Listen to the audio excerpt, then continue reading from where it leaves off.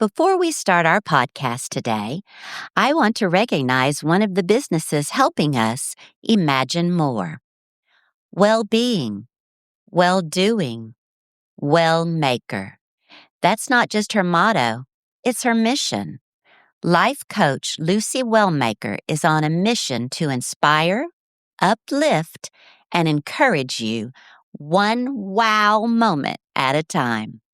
Subscribe to her wow moments at lucywellmaker.com and get a free Wheel of Life, a powerful tool to help you create a more centered life.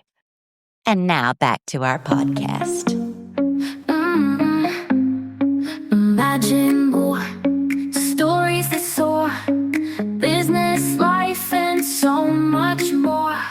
Laughs, lessons, and local delight. It's the podcast that feels just right.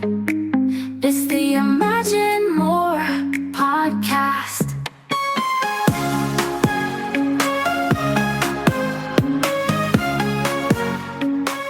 Hello, friends, and welcome back to the Imagine More podcast. I'm your host, Rose Young, and this is the space where we spotlight the people, stories, and small businesses that help our community thrive.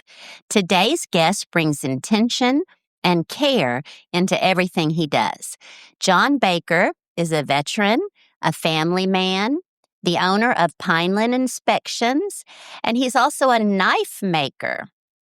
I looked that up, Jon. Knife making is a craft that requires patience, precision, and respect for materials. It's about understanding that small details matter. Those same qualities show up in how Jon approaches his work and how he serves families here in Moore County. After 20 years of military service, Jon stepped into a second chapter rooted in service, clarity, and education. Today, we'll talk about what motivates him, how his background shapes his work, and what homeowners, veterans, and future business owners can learn from his journey. Jon, welcome. I'm glad you're here. Hey, good morning, Rose. Thank you so much for having me. Before we talk about business, I'd love to talk a little bit about you. You spend part of your free time making knives? What drew you to knife making, and what do you enjoy most about working with your hands in that way? Sure. Yeah, I've always liked working with my hands. Growing up around construction and then being in the military, I just enjoyed building things that actually serve a purpose. Knife making is kind of my way to slow down and focus, get back to the roots. There's something satisfying about starting with, the raw materials and turning that into something useful and then ultimately giving it to my friends. Oh, really? Do you make like steak knives and... Yeah, they started off as like hunting knives and, military multi-purpose knives that I, could, my teammates would find useful. More recently, I have transitioned them over to like kitchen and butcher's knives, which have been a hit with the family. I bet so. Yeah, homemade knives. That would be wonderful. What really motivates you beyond running a business? Oh, that's an easy one. That's my family for sure. My faith too. At the end of the day, I just want to be a good husband, a good dad, and someone who shows up for people. The business is important, but people definitely are what matter most to me. Yeah. How long have you been married, Jon? Been married coming up on 13 years. Oh, next month. And how many kids do you have? We have 2 children. Oh, really? Mm-hmm. Well, that's cool. How old are they? And so 12 and 10. Our daughter June is 12 and our son Henry is 10. Oh, very cool. Mm-hmm. So you spent 20 years serving in the military. For many veterans, transitioning out of military life can bring questions around purpose and direction. How did you begin shaping your next chapter after retirement? When I retired, I really had to ask myself what was next. I still wanted to serve, just in a different way in the civilian sector. Home inspections kept coming back and felt like a good fit. I get to help families stay detail-oriented with the analytical work and hands-on approach and still, have the ability, in essence, to protect people, just in a different sense. I know that, and it happened with me too. When you retire and you've identified as a soldier, or what was your part in the military? What did you play? Yeah, I was infantry for my first decade and then special forces for the latter half. So your special forces all those many years, and then all of a sudden you're not. Yeah. That was me for teacher. And I know that's tough. Mhm. That's really tough to find something. How long did it take you to come up with home inspection? Yeah, I mean, the entrepreneur bug has always been rooted in me. Uh-huh. It's just a matter of figuring out which business plan kind of fit best, and the home inspection industry just kept coming back as Yeah. a way to serve families and being able to help out What's your experience with that? with With the home inspection? Yeah. Sure, So when you're in the sure. military, what brought that to Sure. you? Yeah. Well, working in construction with my dad Okay. before the military, side by side, even replacing roofs and doing stuff like that. Those roots were there, but in the military, learning different foreign and domestic equipment, just the operating systems, understanding, when problems do occur with systems like a weapon or a piece of equipment, Right. figuring out the root cause and then, identifying, how the next steps in direction to remedy that. So I feel like a lot of that transferred over as well as the analytical piece. Some of the work I did was intelligence and developing reports for commanders and such.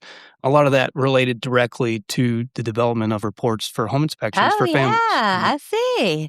So, what parts of your military experience still influence how you approach your work today? Now it's more about education and honesty, helping people understand their home so they're not caught off guard later, setting them up for success with information that empowers them to make sound decisions for what very well may be the largest investment that they have. Right. You've described your current work as a continuation of service, just expressed differently. What does protecting people look like in everyday life now? Protecting people, that comes down to essentially the same thing, setting them up for success through the information, providing a snapshot for what is going on with the home that they're potentially going to buy, but to the same for someone who may be preparing to put their home on the market.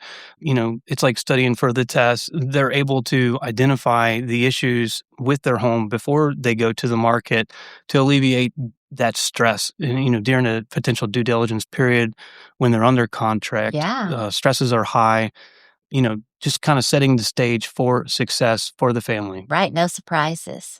I like that. So John came and did our house, inspected our house for that reason, just so that it's an old house. So when we do put it on the market, we know what the inspection's going to come up. And what did you say? Study for the test. Yeah. That's right. That's right. I like that. So I'm studying for the test right now. So real estate transactions can be emotional and complex, especially when families are making one of the largest investments of their lives, as you say. Mm. So, how does a professional third party home inspection help bring clarity and confidence to that process? That's a great question. Yeah, and buying or selling a home is definitely can be emotional. Having that natural or neutral professional opinion just helps people feel more confident and less stressed about their decisions. Right. So I know when you're out looking for a home and, okay, we're not going to buy the first one we see, no emotion. We're going to look at everything. And then you walk up and you see something, you look, I love it. Let's Sure. get it. Sure. Yeah. So you've compared your roles to being something like a family doctor for the home. What does that comparison help homeowners understand about the value of a home inspection? Yeah, it's not about scaring people. It's about helping them catch things early. Same idea as a doctor doing a checkup and then referring you to a specialist when needed. It's the same for your home. Many times, homeowners can save the hassle by becoming informed and also know when it's time that a specialist may be needed, to preserve their home. Right. How often would you say you should get an inspection? Yearly is the ideal circumstance. Is it? Just because you want to keep tabs on things as they progress and age. If let's say your water heater, the connections are beginning to show signs of corrosion or a little bit of rust. It's best to get those things remedied and those connections corrected before they become more costly items downhill. And I know you have vendors that you've vetted and used before that you can help the homeowner with if they have something they need to fix. Is For that sure. right? For sure. Yeah, Mhm. it's definitely something that it adapts every day. Some vendors retire, and then it's trying to find the vetted resources.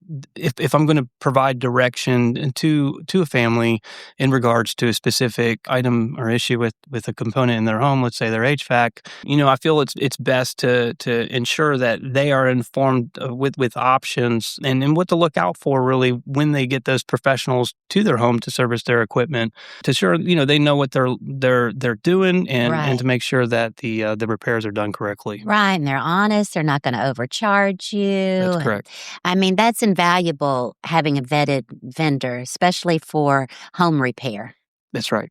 That's right. So when a family hires you, what do you see as the most important value you provide beyond the inspection report itself? Yeah, I mean, it's peace of mind. Peace of Peace of mind mind. all day. That's the one that keeps coming back. It's the like overarching slogan for the home inspection industry for as far as the value behind the home inspection report. Understanding your home to the point where it does provide you with that peace of mind with such a vast investment. To sure what exactly you're getting yourself into. People just want to feel confident about their home. Yeah, that's true. You work with historic homes too. New construction, mold and air quality testing, and radon inspections. What are some common misconceptions homeowners have about inspections? Yeah, misconceptions.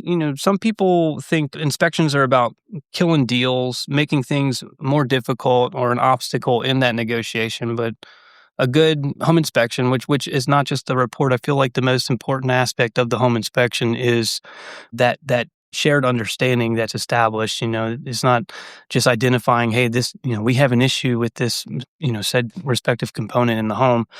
The severity of the issue. Some folks, think, like I said, it's about killing deals, but really it's about understanding the home and planning ahead for long-term upkeep. Why is homeowner education such an important part of the work you do? When people understand their home, they take better care of it. Yeah, I see that.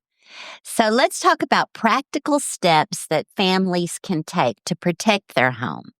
What's one small habit that can protect a family's home long term? For sure. Pay attention to moisture. It causes a lot of problems if it goes unnoticed. Gutter systems, downspout management, and understanding how water is being controlled around the home, I feel is probably the most important thing that homeowners can just routinely monitor. If it's raining outside, grabbing a rain jacket, getting out there, taking a walk around the home and seeing how that moisture is being controlled. Because, if the moisture does enter through the foundation, it can cause some serious problems, whether that's through the foundation or the roof too. We want to be able to monitor that. If downspouts become clogged and water is not being pushed away from the foundation, more significant issues may result. So, when we're walking around the house out in the rain, by the way, Mhm. what are we actually looking for? Yeah, it's really just the effectiveness of the systems. It's like your gutter downspouts. Just If the if you if you gutters. have if you have leaf guards, are they effective? Are they Hmm. working and because here in Pineland, there's a lot of Oh, crazy. pine needles that get on the Uh huh. roofs, and if they're clogging the gutters and downspouts, now that water has nowhere to go but up against the foundation. And then, when I do, the inspection of the crawl space, it's efflorescence that you'll typically see, which is it's the mineral salt that's collected as it's passing through the cement blocks of the foundation wall. And it's just collecting those salts, and when it dries, it leaves that salt residue. And all that is just an indicator that moisture is penetrating the foundation. Okay. And, I'll typically see it in the corners where there's a downspout. I can't definitively confirm that it's a clogged gutter, but there's an assumption there Something. that may take place. If there's significant buildup or the corrugated material that goes into the ground where I can't confirm where the downspout is where it terminates, where the water's coming out. Who's to say if it's clogged or ruptured? Yeah. But it's something that as a homeowner we can do to monitor the effectiveness of those systems because they are important aspects to controlling water and pushing it away, ideally 4 to 6 feet away from the home. Right. So tell me about air quality testing and radon inspections. So air quality, is typically wrapped up with it's mold and air quality. The mold, it's definitely something that is. We have an issue here in Moore County, and the water table raised last year a bit for a short time, and I was getting calls left and right for mold inspections more so than ever before. The mold and air quality inspection is essentially determining how moisture is entering the home. Mold spores are everywhere. Microbial growth, for it to become the impactful mold, which can destroy components of your home, that it needs moisture to grow. So the largest part of the mold and air quality inspection is the moisture intrusion. It's back to the moisture. Yeah. And because without the moisture, mold spores are in everybody's home. It needs that moisture to grow. So, we get in there and figure out the source of the mold growth. And then to the same, there's a lab certified air sample testing that we can do, whether it's in an area that the client wants to get tested specifically because there's a problem in that area, or it's the HVAC ducts. Sometimes we'll get down and set up an air sample over the where the air comes out of your duct work into the home, and kind of agitate that duct work. So if there is any mold or microbial like growth in that system, we're able to capture that and send it off to the lab and get a certified lab analysis to help the family determine whether it's a benign type of mold that hasn't been attributed to causing health-related concerns. But, to be clear with that, as a home inspector, health-related concerns are not really in my wheelhouse. It's just really the impacts to the home specifically. Right. So I know we all know to be fearful of the black mold, but I mean, if we see mold on our walls or whatever, should we just, bleach it off, or what do you think we should do? Yes. If we see some kind of mold in our house. So bleach is, it's I would say the probably one of the worst things I feel you can do. Is it really? Yeah, I think it's another misconception. There's a misconception. Yeah, so it's really to get it tested and let's determine what type of mold it is and determine if it's kind of the harmful type or the benign type, and then having if it is a remediation that's needed, cleaning it with the appropriate material, and depending on how bad the mold problem is, to ensure that you do have that clean canvas after the moisture intrusion issue, if that's what it is, has been identified and remedied, so that the homeowner can monitor more effectively moving forward. I want to take a moment here to pause for our listeners. If this episode is inspiring you, I invite you to share it, subscribe, and leave a review. Your support helps amplify local voices and strengthen our business community. And of course, none of this happens alone. I'm grateful for the sponsors who invest in this platform and in Moore County. Let's take a moment to recognize them. Here's some of the businesses helping us imagine more. Leadership doesn't fail because people don't care. It fails when people aren't equipped. At Leadership Coaching Associates, partners Maria Carlton and Kathy Stoddard-Torrey help organizations grow leaders who are confident, capable, and ready for what's next. With over 30 years of experience, they provide leadership development, individual and group coaching, customized training, and consulting designed specifically for your organization. If your team is ready to lead with clarity and impact, reach out today. Call or email Leadership Coaching Associates. Contact details are in the podcast description. Serving the Sandhills and beyond, Alarm Technologies installs and services security systems, camera systems, and fire alarms for homes and businesses across North Carolina. What makes them stand out? custom solutions. From setting up an in-home announcement when guests arrive to monitoring water systems and temperature for animals. They love tackling the unique projects that make your property smarter and safer. If you're ready to protect what matters most or create a system built specifically for your needs, connect with Alarm Technologies today. You'll find their contact information in the podcast description.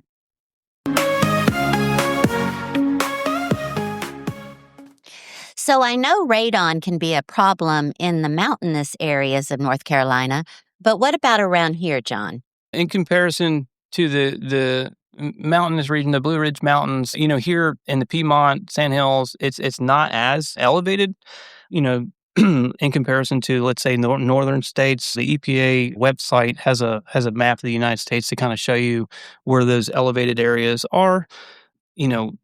Clients who are moving into our area from the northern states, you will see there is a pattern there where they do want the radon more. It's more of a common thing up there, but for the most part, they are below the radon threshold of it's a 4 per liter picocuries, which is a specific name for the level of radon that's in the air. Okay. Have you found that here with any inspections that it was over the 4? There was one that was close enough where mitigation measures were recommended, and we directed them to the proper environmental specialists. Yeah. Right. Do you recommend that we add that on to our inspections, the radon? It's always good for peace of mind if it's something that radon as the second leading cause of lung cancer behind smoking. It's definitely something Scary. that we can look into. It's a simple test. It's a simple add-on where the monitor is in the home for 48 to 72 hours, and it produces a report to let you know where that levels are. But yeah, as an add-on, it's definitely recommended if it is something the client wants to look into, for sure. Yeah. So many important home systems are located in places homeowners rarely visit, such as crawl spaces. Are there ways families can monitor those areas without regular access? For sure, yeah. Even just checking humidity, the relative humidity, or using a basic moisture sensor helps. You don't have to crawl under there all the time. There are inexpensive monitors that you can purchase with a Bluetooth capability. You can attach the monitor through Bluetooth to your phone. That way it can be monitored from your phone. So you as the homeowner are notified when the humidity or moisture levels in those spaces are elevated. So when you go in and do a historic home or an older home like this, as compared to newer construction, is the home inspection different, or do you still take the exact same steps? Every home tells a story. Ah, Yeah, so I like that. every home you can't treat two the same, whether it's brand new. I've seen baseboards with mushrooms growing out of the baseboards on Oh, no. brand new homes. Oh, gosh. So that's not to say it's different. So I have to approach each home from that front where you don't know what you're going to get. Every home tells its story, and it's my job to kind of help tell that story. I love that. So this podcast reaches people who are exploring entrepreneurship, including veterans preparing to transition into civilian life like yourself. What advice would you give to veterans who are leaving the military and considering starting a business? Oh, yeah, that's a good one. Build something that matches your values. And if you haven't identified your personal values, it's not the military values. I would say definitely develop your own specific personal core values and build something that matches that. Seek sound mentorship from the industry you're stepping into. And I feel another critical component is to stay engaged always. A lot of us, when we leave the military, have that it's like a gravitational pull to kind of digress and stay solo or do your own thing. But staying engaged, I feel, is a critical component to success. Take advantage of the great resources available to transitioning service members, and always embrace your journey as a lifelong learner. Was there something in particular that maybe really helped you the most when you were transitioning? Some of the resources, there were some transitioning programs I attended that really kind of helped me define my why. in my purpose and Yeah. develop those core values or refine them, to the point where you feel confident stepping into the civilian sector. It's still an ongoing journey, and I feel like Yeah. it's a worthy journey. But yeah, as a lifelong learner, I feel I have to remind myself of that, you know, to keep moving forward and staying Keep engaged. moving forward, Mhm. stay engaged. So you said it's important to develop your own core values, not the ones that you just did 20 years with in the military, right? Well, those are given to you. Those are those are provided. That's right. That's a standard issue. Yes, standard issue. I feel to figure out what makes you go. What are your deep moral values, and that's sure when you build something that's in line with those, I'm sleeping better. Yeah. Mm. What about, like, do you miss being part of the team? For You sure. know? Mhm. For sure, yeah, it is the team dynamics that are missed the most. Uh-huh. Fortunately, with technology today, we're able to stay connected more so than decades before, That's which I'm right. super grateful for. So what has been one of the biggest adjustments for you as a business owner? Wearing all the hats: Mm. inspector, marketer, scheduler, everything. Yeah, there's a lot of hats, aren't there? Are you a one-man show? Do you have any help? No, it's just me currently. My wife does help me, but she's a full-time teacher, and you know, in this season, yeah, it's just me. Yeah. And are you loving it, John? I am. Yeah, Yeah. so far so good. It's been really good to, and every day is something different, and when you're out there helping families, and you can kind of get that feedback from the families, the drive home is you can find me smiling. Yeah. Oh. Mhm. So he's very thorough. I can tell you that from using him.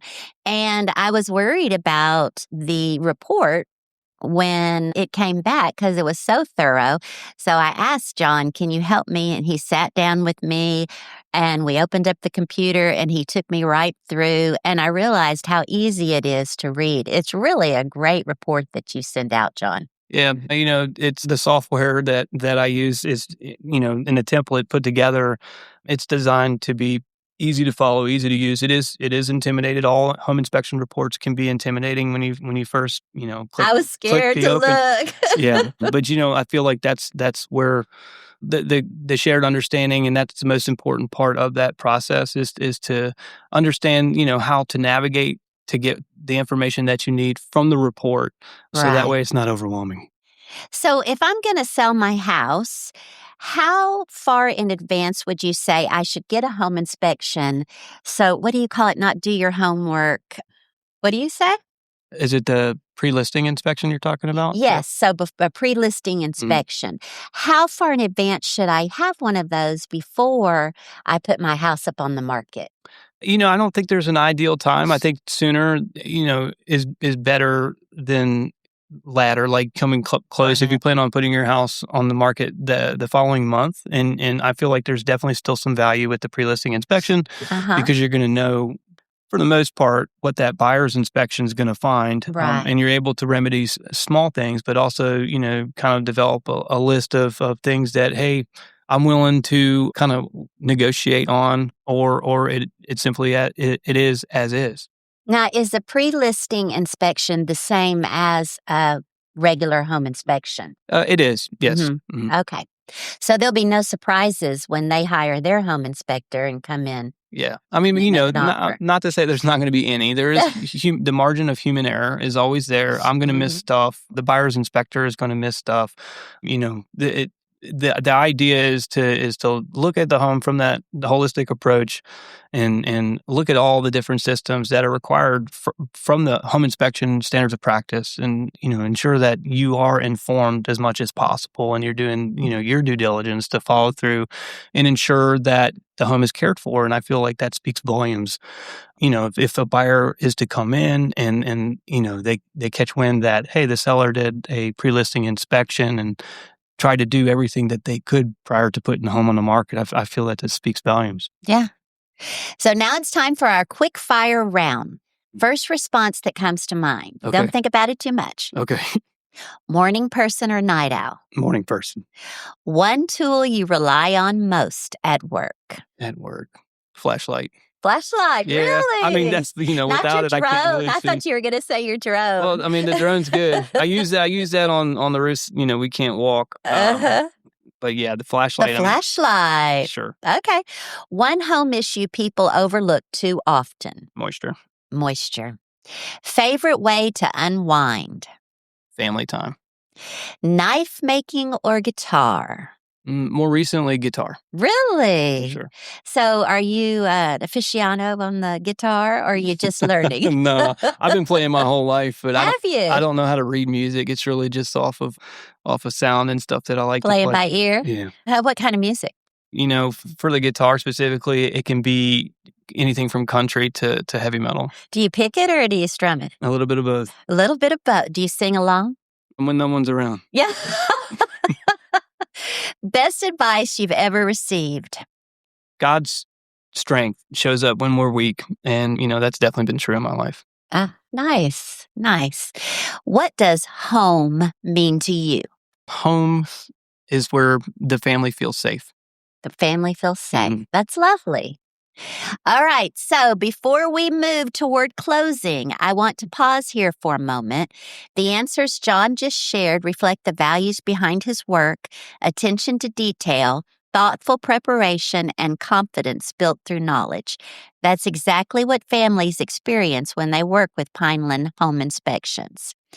I write a jingle for every guest that comes as a thank you for coming. So, Jon, here's your jingle. Knowledge brings confidence. Confidence brings peace of mind. Clear guidance, honest care, protection you can trust.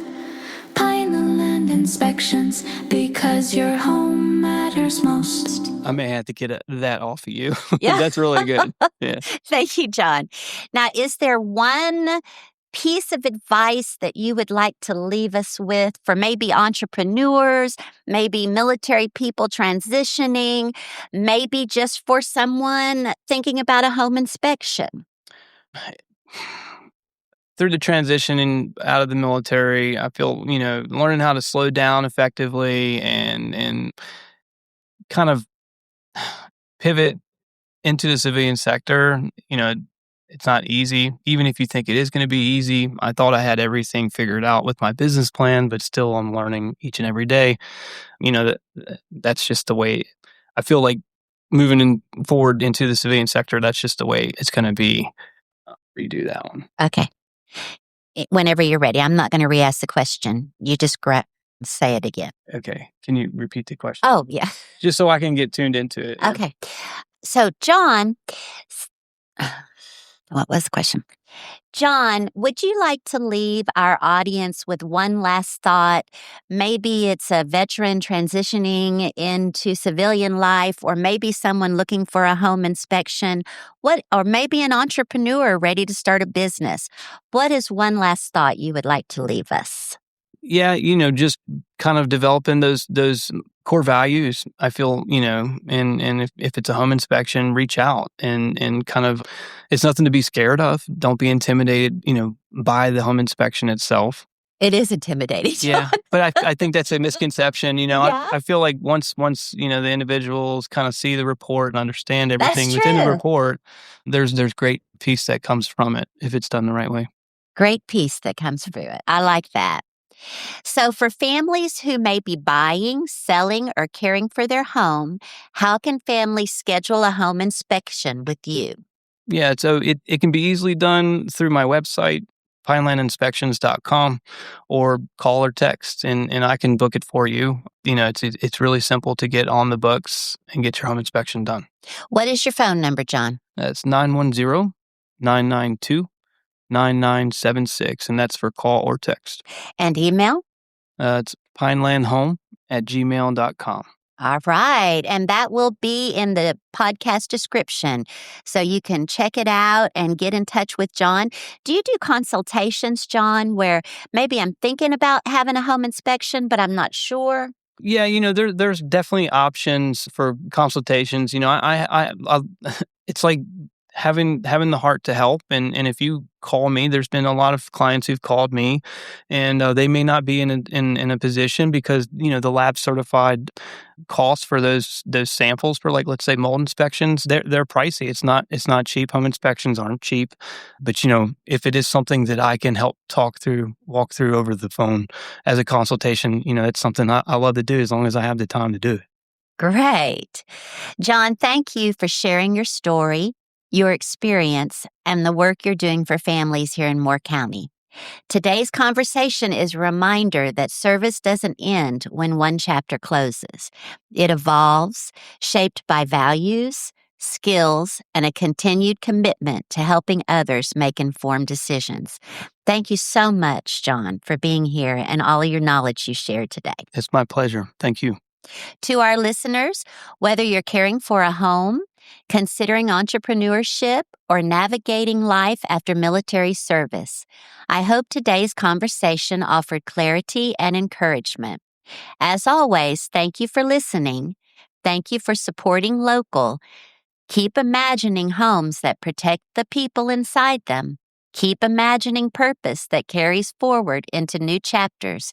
And as always, keep imagining more. Imagine more stories that soar, business, life, and so much more. Laughs,